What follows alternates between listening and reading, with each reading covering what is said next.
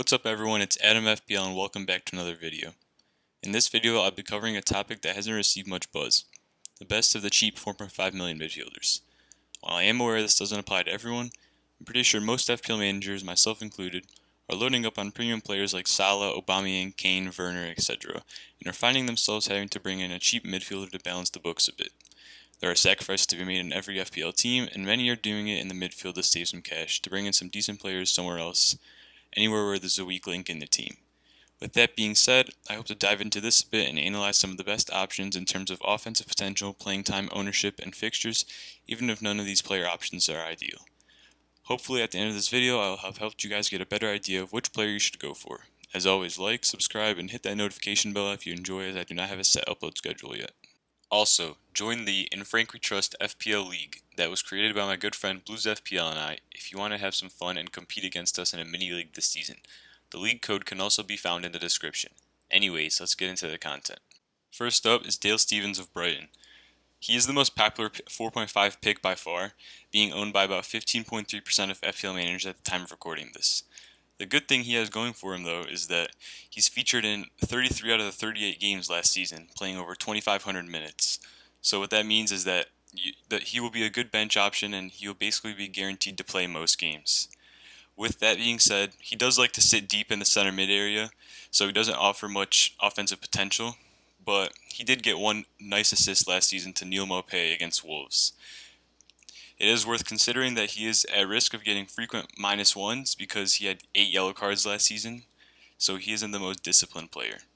What you can expect from Stephens is a steady, non-flashy contributor in the Brighton starting 11, so expect many 1 to 2 pointers for your bench. Next up we have Stephens' teammate, Yves Basuma. I probably got that name completely wrong, so hopefully one day I'll be able to figure it out, but for now, apologies to Mr. Basuma.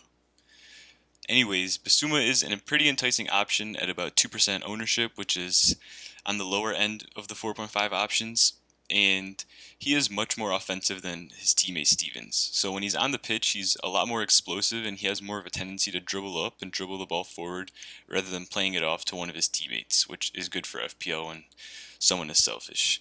His offensive return stats do not tell the whole story, though, as he is frequently rotated and left out of the starting squad. He only started 15 games last season and came off the bench a lot. But if he does break through to Potter's starting 11, he can be a diamond in the rough potentially this season if he can cement his role, as shown by being linked to a potential Arsenal move and being valued at around 60 million at some point. On to Anthony Gordon of Everton, who is owned at about 1.6% of FPL managers at the time of recording this. This is a great number compared to some of the other 4.5s out there. Let me tell you guys why. So at 19 years old, he is still a youngster and a fresh face in Everton's squad, but he has already shown his starting potential under Ancelotti. During the restart last season, he started a few games from what I remember, and in their first preseason game recently, a few days ago, he started at left wing, and he played pretty well. So he can play as a winger or as a midfielder, and in his preseason start, he has shown how dynamic he can be going forward, sometimes more so than Everton's slow, yet longer tenured midfielders like Sigurdsson and Gomez. Now, his playing time may be impacted by their new signings like Alan from Napoli and potentially James Rodriguez, who they are being linked with, as well as Doucouré, who is a midfielder as well.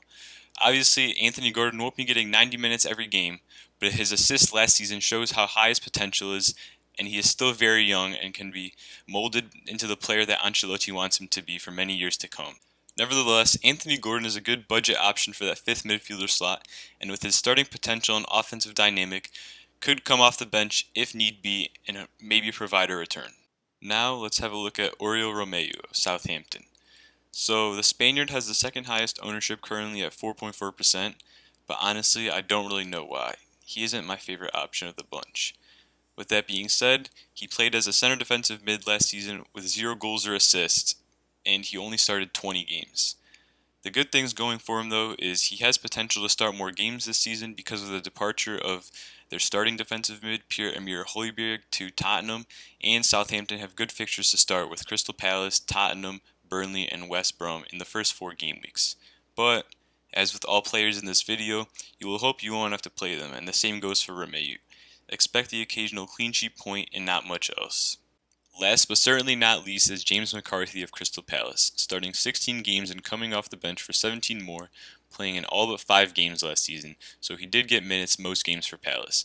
Whether that will translate into this season, we don't know yet, but their newest and only signing so far this window, Eze from QPR, is more of an attacking midfield player, so look for the defensive midfielder McCarthy to still get a good amount of minutes this year, unless of course they sign anyone else that would take his position. He does have yellow card problems though, getting 9 last season, so expect some -1s and overall 1 to 2 points a week from him as a consistent player on your bench. Hopefully you won't have to play him. He had 0 goals and 0 assists last season overall, so I would say there are some better options than McCarthy in this price bracket. But if you like the fact that he plays most games and he can get the occasional clean sheet point, then he can be a fine bench player for you. That's going to wrap up this video. Please let me know down in the comments below any of your guys' thoughts, if you agree or disagree with my analysis, or if you have any other extra tips. As always, if you enjoy the content, please like and subscribe and all that good stuff. Once again, it's Adam FPL, and see you in the next video.